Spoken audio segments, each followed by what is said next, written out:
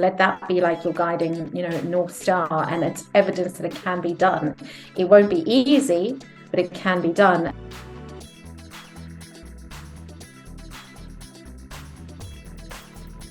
Hello, I'm Pritesh Chauhan, and this year I turned 40 and I wanted to do something meaningful alongside all of the celebrating.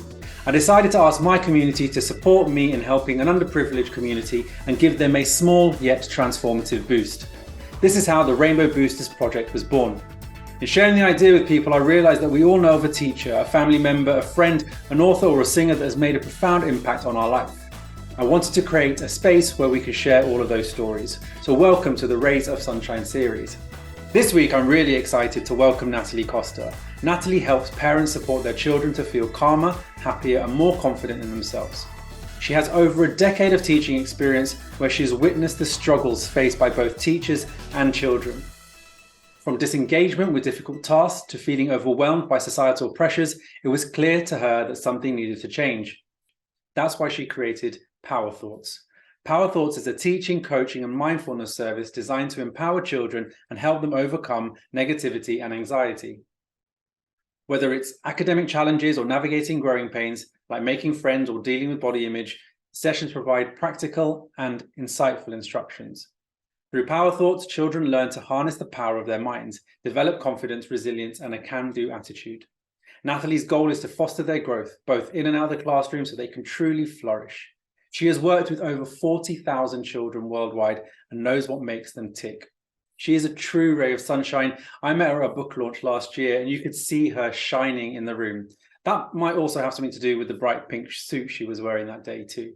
Since then, I have followed her work closely and had to get her on this series to drop some knowledge. So listen up, it's going to be a good one. Hi, Natalie, how are you? I am so good. How are you? I'm really looking forward to today. I'm very well, thank you. Thank you for taking some time out to come and talk to me. As I said in my intro, you just ooze energy, and I know that all the work that you do around kids is really important. I'm really excited to have you here. I start these series by asking, who is your ray of sunshine? So who is the person or the teacher that's had the most profound influence on your life, and what did they do that shaped your future? Oh, good one. And I think, you know what? I struggle to choose one, but I really have to say my mum is probably a big influence. We're very close, and I think just seeing her, she was always she's growing up, she was always very practical. Everything is figure outable. There's always a solution to something. And I think definitely growing up as a teenage girl as well, there were times that we didn't get along, but having that close relationship, and obviously now as an adult as well, and really seeing her strength. She's had to go through some real challenges as well, and that's always kept me going in terms of the strength, the tenacity. And I think she kind of gets it from her dad. So my granddad was very much like that, and that's always been like a beacon, if you know what I mean. It's always been a beacon for me, and I'm really lucky that we've got that relationship and that friendship as well. A lot of the work that you do is around practical tips and tools. And how much of that do you think is influenced from the environment that you grew up with her? Okay. So I would say so in the opposite way, though, in the terms that I think I really struggled with anxiety, my worries when I was a little girl. I can distinctly remember I was about 7 years old, and when I felt them, it literally felt like there was this black cloud in my head and in my tummy, and I just called these my worries. But my parents didn't really know how to deal with it or how to cope. Like, don't worry, but don't think that. We now know that just doesn't work. And actually, the more I tried not to think stuff, the bigger the worries became. So I think in terms of my own journey with anxiety and then being diagnosed with depression and so forth, and my mum and my dad, both really struggling to know how to support me, and also, as close as we were, I can definitely see there was a gap in terms of emotional understand, what I mean, like in terms of just what is anxiety. We didn't even talk about it really. So selfishly, the work that I do now, I created for little Natalie, who was 7 years old, with her worries, because she didn't have the tools to deal with that, and her parents didn't know how to work with that. My parents did the best that they could, But in terms of knowing what the right thing was, they didn't know. And it was it was difficult. It was difficult. So trying to fix, trying to problem solve, do everything that, we naturally want to do, because we don't want to see our children in pain, because they themselves didn't have the tools. So I always say, I created this for younger me, younger Nat, and her parents. So in that way, it's sort of been a gift to them, not knowing how to help in that. I mean, they did the best they could, you know what I mean? But it's them not knowing how to help, because that then led me to create the tools and the resources today. Yeah, we're from different backgrounds, but it's more a generational thing, because with the same with our parents, the things that they would talk about or not talk about was so different to what we talk about with our kids. And like you said, it's almost flipping that narrative, going, I don't want them to ever worry in the same way that I worried. I want to pivot a little bit, just because I'm curious to explore your inspirations. Are there songs or books or anything that you found has provided like a solace during a tough time, or ignited, sometimes we hear something and it just gives us a different kind of spark towards what you classify as success now?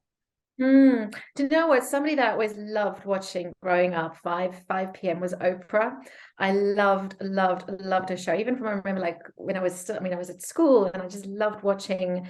I think personally that kind of was like an introduction into personal development, understanding the mind. And I still remember my mum got me this book around the mind and emotions. I mean, it was very plain, but in that, I was always interested in human behavior and understanding why people behave the way that they do. But I remember, one personal thing, Oprah was definitely like, I could not miss the Oprah Winfrey show on a Thursday afternoon at 5 p.m. That is just what I have to do.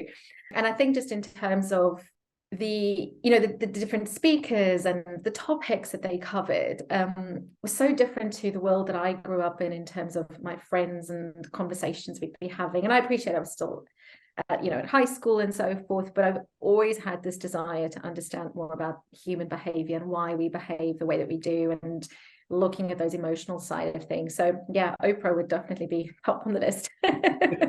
Yeah, I can see that. I can see how some of that follows through into what you do, whether it's deliberate or not deliberate. We were talking before around technology a little bit as well, and you do a lot of space in education, and what we're trying to do with Rainbow Boost is also to level up their education. Personally, how's education and access to technology influenced, whether it's personally or your accomplishments? Yeah, no, it's worked really well. I really like it. I think initially, transitioning from being a school teacher, and I was a private tutor as well.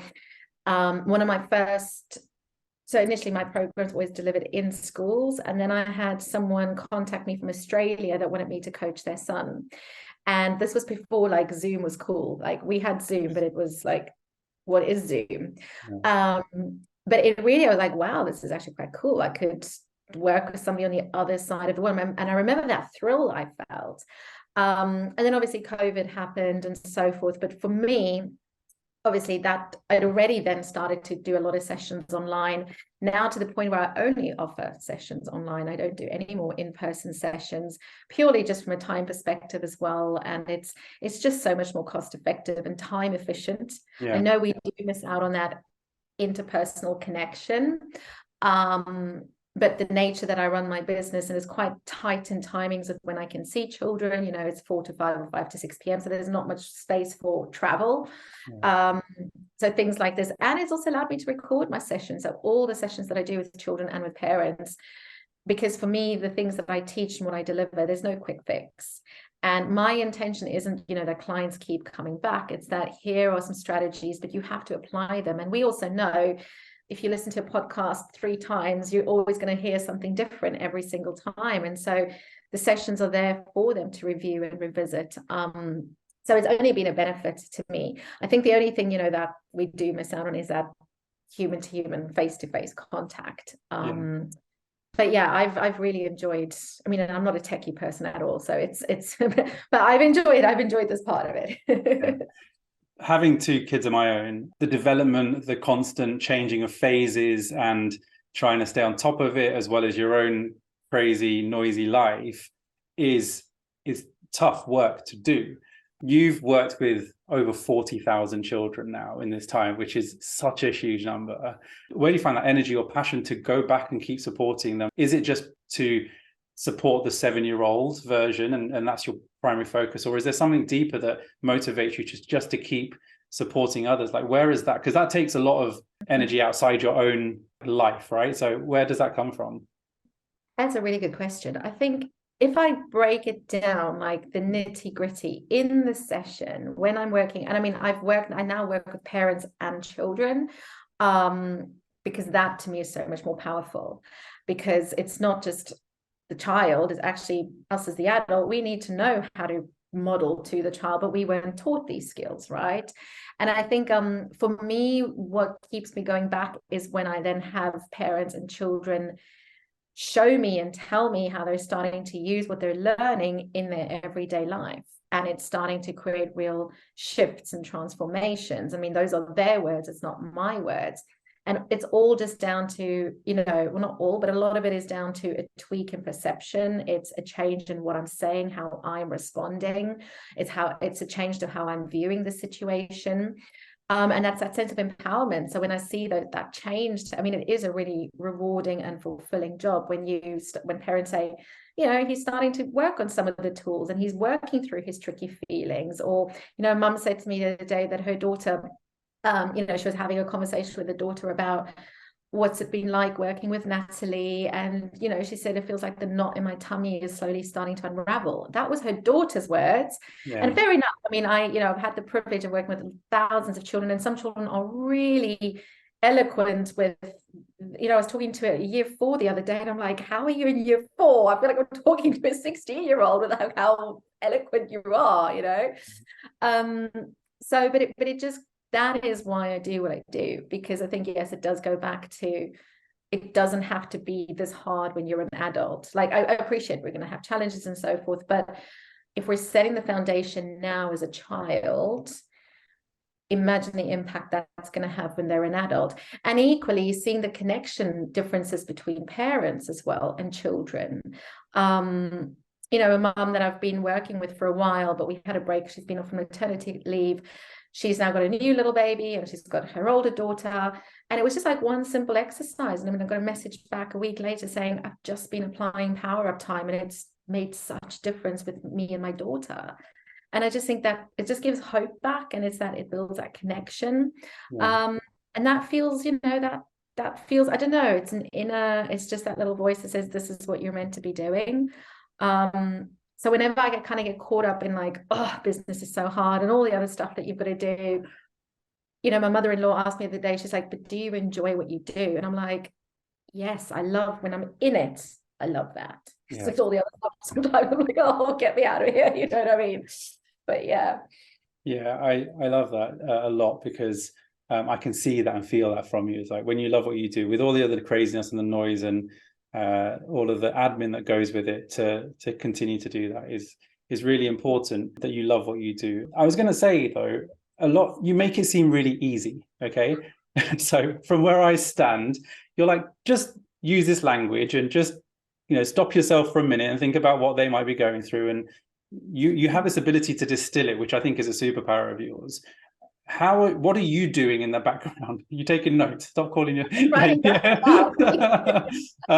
How are you? How do you get to that point? Because obviously that takes work. So what are you exposing yourself to then go, okay, this is a great principle that I'm going to just make it my own, and then essentially make it really simple. Like, what's your process in that? I know I'm going completely off script, but just I'm really intrigued in how you get to that point, because from where I stand, everything I see that comes out, which is why I wanted to talk to you, is it's really practical, it's really simple, and it's something I can go, oh, do you know what? I could do that today, right? And we do, and it's like, okay, we can do that straight away. So that can't be easy to get to or completely natural to get to. So what are you doing to get to that point?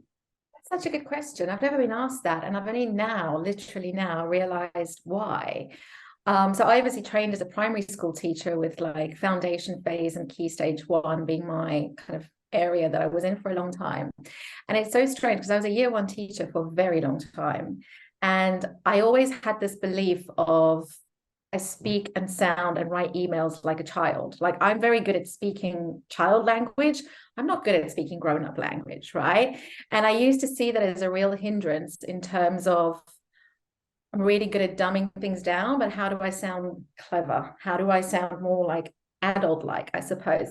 But I guess that's probably what makes it so easy for me is, okay, let's break this down as if I'm talking to a child. Yeah. Because, and as I'm not at all saying parents, well, sometimes we could be, inner child comes out to play. But if we think about it as well, it's being able to just keep things really simple. And the other thing, the other thing that another father actually said to me the other day, he's like, you're teaching me to think like my child. So for me, it's just normal. This is just my world. And I'm like, okay, here we go again with this baby talk and dumbing things down. And that's just my world because it's been my world for so long. But I guess that's maybe, like you say, my superpower, because I can keep it really simple and practical. And for me, what's important is as well is, I would say to parents, like, it's a blind leading the blind being a parent. There is no like, okay, right, it's all dark, right, let's go. I have no idea where I'm going. Yeah. So there's no qualification or, you can read everything you read. And fair enough, there's some great content out there, but every child's different and you are learning as well, especially if we're thinking about how we were raised. And it's so much of parenting is reparenting a part of yourself as well as you're trying to parent your child. So it's really hard. So keeping it simple, I guess. But I've never thought of that. So thank you. That's turned into me as a power. You're welcome. I what I love actually about that is that the way when I reflect back on how did I start to parent or what did I always think it would be, it's just to model what my parents were or what I knew.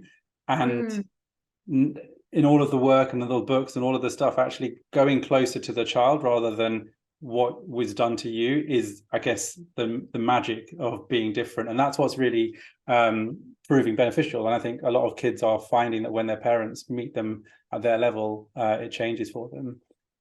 So yeah, thank you for indulging me on a completely personal route. A question quickly for you is, if you don't mind me asking, is did you or do you find that difficult? Does it feel counterintuitive? Yeah, I don't think so now. One, because I'm probably closer to my sons in a youth as well. No, but I think when you start to understand your own feelings and go, oh, those feelings must be massive for them, then all your barriers come down. No amount of shouting or telling them what to do is ever going to work. So just really reducing it down and go, what must they be going through? Whenever you look at it through that perspective, and not even just parenting, like when we talk about the kids in this school, when we try and think about what their perspective must be, that's where all the barriers come down and you come at it from a completely different place. Yeah, that is so true, because I was at a school a couple of weeks ago and with the role that I do now, is if I go in and deliver, kids don't think you're a real teacher, right? If you're not their teacher, you're not a real teacher. And I was with a group of year sixes, and there were some really challenging children in there. Yeah. And of course, it's difficult it's really difficult to teach 30 children, and you've got a lot of voices piping up that aren't interested. But talking to the head teacher afterwards, and it reminded me again, in terms of how many of them actually carers themselves at home, how many of them actually have, parents in really difficult positions. Of course, they're going to be portraying those difficult behaviors. And actually, those are the children. I mean, all children need love, but those are the children that really, really, really need it. And so seeing it from that perspective, and that's what I say to parents as well, you're not doing this to me. He's having a hard time. It's not because he's giving me a hard time.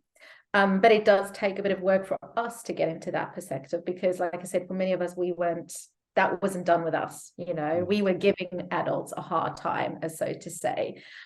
I want to take a look at this though. So if we're talking about the amount of resources that are there, the amount of things that people can do, if you go into a child's shoes and they have there's this drive in all of us in some shape or form, and they want to learn and they want to succeed and they want to do stuff, but they don't have access to the resources. So I'm taking us back to this rural place where these kids, they have a basic level of education. They're bright, they've got spark, they want to do something. How do you support that someone in that position when they don't have all the things that we have, arguably too much of now, resources and places to go? Like, it's quite noisy. What advice would you give to someone in those shoes? Wow, that's a tough one. I'd want to help, but I suppose, okay, we can't do that either. So take that off the table. I mean, the first thing that comes to mind is, it's keep following the breadcrumbs. And I know it sounds so frivolous to say when you're in situations where you're faced with very real challenges, but okay, the reality is there are very real challenges. But I'd say definitely look at people who were in similar positions to you that are now doing amazing things, because there definitely are some great examples of people. So let that be like your guiding, North Star, and it's evidence that it can be done. It won't be easy, but it can be done. And I'd also say, see these challenges as it's just a stepping stone to the next one. It's just a stepping stone to the next level, because it is very easy to see those challenges as, I'm never going to get there, I'm never going to be successful, I'm never going to get what I want. And it's hard. And I also say, allow space for those feelings too. If you need to cry, cry. If you need to grieve because, again, you've been missed an opportunity, give yourself that time. But when that's out of your system, then it's like, okay, how am I going to get that? And it's being, and I think also being open to, I was listening to a great podcast today, which again comes from more of a privileged place of those opportunities, but being open to, right, that's what I'm going to get, but I'm open to the process of how I'm going to get it.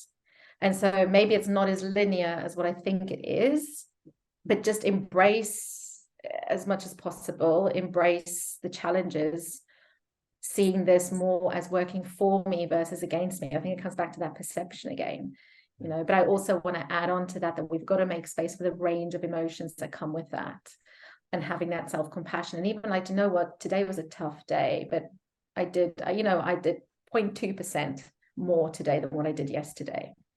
That's some great advice. And we're the ones that give ourselves the hardest time. So I think that piece of advice of just looking out for yourself and it's okay to have a tough day is beautifully articulated. From your own personal experience, is there a point in your own education or something that you think back to that you think, actually, that was a real pivotal moment for me in what you're doing now, or to overcome some challenge for yourself? So there's a few. I think, if we're going back to like educationists in school, I never wanted to be a teacher. I did not want to be a teacher. But when I did my EQ, IQ, all those aptitude tests, teaching came up. And then I was like, okay, it's a safe job to get. And then I did psychology, my psychology degree and so forth. And one of the pivotal things was, because I remember still being in South Africa, I really wanted to go to the US to be a nanny for 2 years after studying my degree and all of that. And I'd had the application forms, I'd done interviews. And then I'm like, but why am I going to be a nanny when I've studied for 5 years to be a teacher? Not that there's anything wrong with being a nanny, but I'm like, why am I not using my teaching degree? Yeah. And so then I, spur of the moment, decided to come to the UK, and obviously that opened up a whole different opportunities. And when I was a teacher in the UK, I was looking at different things that I could do. So I love fitness, and I actually trained to be a fitness instructor part-time, like do that in the evenings. And that then led me into coaching, because the school that I was with said to me, oh, we know you're doing your fitness qualification. We've got this PE coaching thing we want to send you on. Do you want to go on it? I'm like, yeah, sure. Anyway, I got the brief, read it. I'm like, it's not PE coaching, it's a taster to life coaching. I was like, they haven't read, but I'm like, this sounds brilliant. So I remember going for a weekend, it was a taster course, and I loved it. And that then led me on the journey of, actually, let me explore what this coaching thing is about. And so that was a big pivotal moment as well, in terms of, because I was very close to now, qualified as an exercise to music instructor. I was like, okay, personal trainer is now level 3. That's what I'm going to do. But then I decided, actually, let me do the coaching instead. And then so that was one of them. And then I was adamant on becoming a career coach for women. Like, this is what I'm going to do. I'm going to leave teaching. This is business setup. But it just wasn't clicking. And so many people at school were saying, bring your coaching into schools, bring your coach. And I was like, but nobody's doing it. I was like, there's nobody else doing it. Because that was when mindfulness started to make its appearance in the scene. And I remember still, it was a Monday morning, and the Sunday before I'd just done like a CPD stress coaching day. And I was like, why has nobody ever told me about stress in the brain in this way? Like, I've done my psychology degree, my honors, but nobody's ever like explained it in this way. And the year sixes that I was covering at that day, they were stressed out about SATs. And I was like, okay, abort mission. I'm not teaching the science module that the teacher told me to teach. Because at that stage, I was kind of like the in-house supply teacher at the school. And I was like, let me teach them about their brain and stress. I'm like, how am I going to do this? And I literally was winging the lesson. Like literally, I was just like, so this is your brain. This is cortisol. This is different parts of your brain. And they were like, is that what happens? And, like we looked at breathing and so forth. And that then sparked me on of like, well, why don't I do more of this? And so actually that then led me onto this whole journey of, well, let me play. Can I put together some lessons that's literally taking everything I've learned in coaching in terms of limiting beliefs, in terms of emotions, in terms of our mindset, but breaking that down into lessons for children because nobody's doing it. And I guess that was a big, totally like it totally did not, I was not expecting that at all, because I was desperate to leave. I was like, I'm sick of the system. I don't want to have anything to do with schools. And yet it was that random, it was just all the dots that joined up. Yeah, it reminds me of a quote that I heard on the Amazing If podcast, which they quoted someone else, but you collect the dots to connect the dots. So you just do the work, and then essentially when it comes in, it just clicks in, and then you move forward. But all of you in that point was just trying and pushing yourself and saying, let me try this. And you got to have an element of that to get to those points, which look at where you are now, which is really interesting. Talk about other influences. So I'm a big Simon Sinek fan, as lots of people know. And I subscribe to his daily inspirational emails, just to give you quotes. And the one that came up today, just literally today, so I'm going off piste again, is if there are people who care, there is always hope.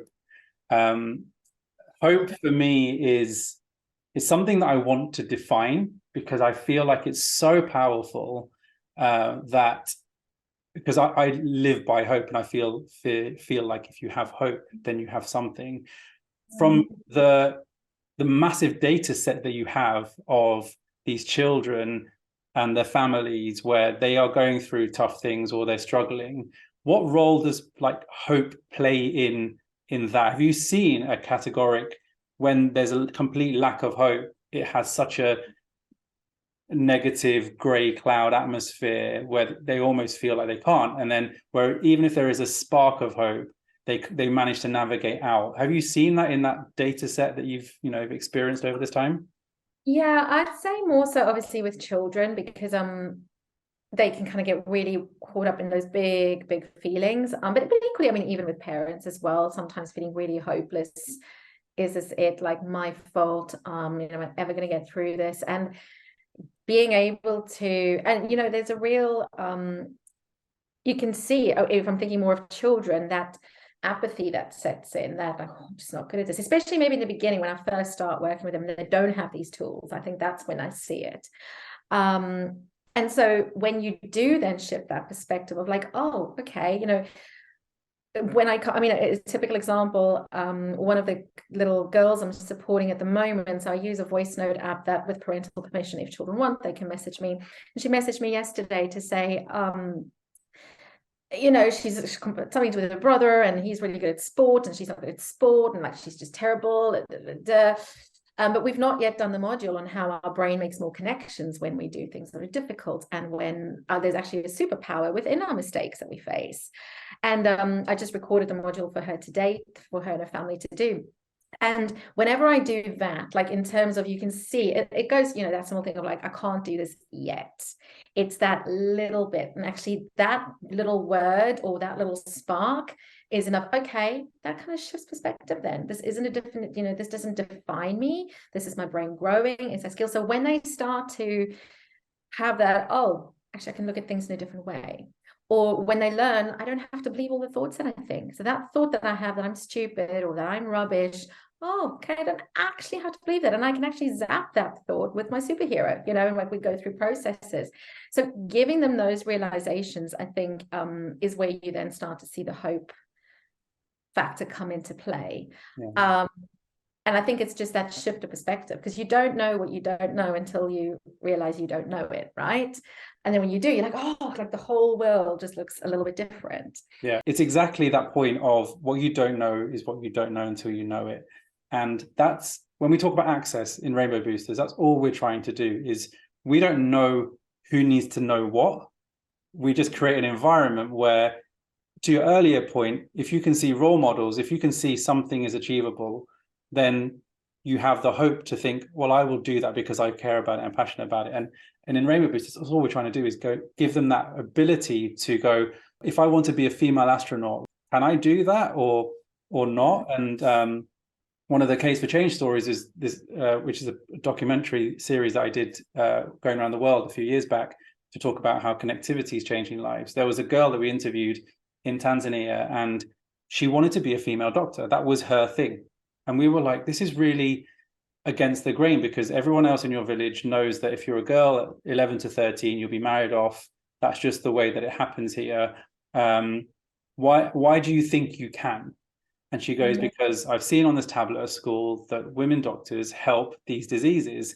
And these diseases are what all of my family and friends are dying of. So I want to do something to help them. But because I've seen it, I can. And that's what's so important. And we are putting in loads of tech and hardware and education. But for me, the most valuable piece of this puzzle is that moment that someone has access and sees something that they don't know that they could do and go, oh my God, I want to do that, and just steers their life. And that's why we say like a small boost can transform it, because that's it. Once you have that in your heart and in your soul, what you then do behind that changes everything. And that's also why representation is so important, right? Representation matters so much, because it's people like me there's some element that I can relate to. It's showing me what's possible. And then using that, and this, ties into, because I put something on LinkedIn today on comparison. And like one of the things that I also use, with comparison is, okay, we can so often get envious or jealous about what the person does. And yes, there's an element of focusing on what I can do because we're all different, but also we can flip it on its head. And they're actually showing me what's possible. What are they doing that I'm not doing yet? What can I learn from them? And a great exercise that I love doing with, slightly older children is making a list of all the qualities that you have, all the qualities that you think this person has. And you're actually going to see there's a lot of similarities there. And then there's going to be some that they have that you don't have yet. But actually then can we start to, and I mean, not everything, but are there going to be things that I can work towards? Yeah. And I think that is, just so powerful, because we can, again, it's the perspective that we have about that, right? That's so important. And if a lot of the anxiety and a lot of the stress that comes out of social media, for example, is people showing these amazing lives that you go, what? My life's nowhere near that. And that pressure, especially for young teenagers, to try and live up to that level. But to be able to have that self-awareness to go, okay, what is it that I like about that makes me feel like that, to then work on it, that that little self-awareness piece, which is massive, but that perspective shift could really help a generation who's really struggling with all sorts of anxiety. So there's definitely something in that which I know you're definitely advocating and working behind. You probably in your capacity are exposed to lots of other organizations or people that do a lot of good around, whether it's technology or giving people small leg ups. Are there any that come to mind? A Happy Self Journal. I don't know if you've come across their work. Oh my God, I need to introduce you to Francesca, the founder. So she created this really lovely journal that children can do, and it's got little emojis and pictures in it, and just really lovely little prompts in terms of their day. It's a great way for children to talk about their feelings, but if they don't want to talk about their feelings, so that is a really great resource to have. So at the end of all of these conversations, I ask you to share a positive message or a quote that served you as a constant source of inspiration or motivation throughout your life.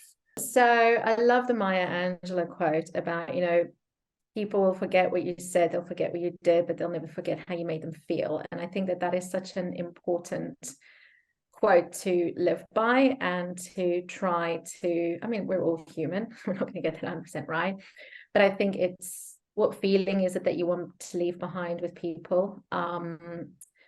That's always been one that I've absolutely loved. And I'm going to give you another one. Everything is Figure Outable by Marie Forleo. Plain and simple. And that's like a go-to mantra for me on a daily basis. So Figure Outable is definitely going to be a new word in our house. And I love that quote a lot. So I'm glad that you included it in this series. From a personal life point of view and from a work point of view, it's those, how you make people feel is so important, and it's something that I live by as well. So thank you for sharing that. I just want to say, I know how hectic your week and day has been, so thank you so much for taking the time out for me and this project. I just loved everything you have to say, and hope that we can continue to work together on different things. This Rays of Sunshine series is linked to the Rainbow Boosters project, where we're supporting underprivileged children by connecting them to the internet and a community to ensure that they don't get left behind in a digital world. So you can check out more at rainbowboosters.com. All the links and comments will be below, and the next episode will be with you in a week or so. So thank you, Natalie, so much for your time. Thank you so much. Honestly, it's been such a pleasure. I've loved it. Thank you.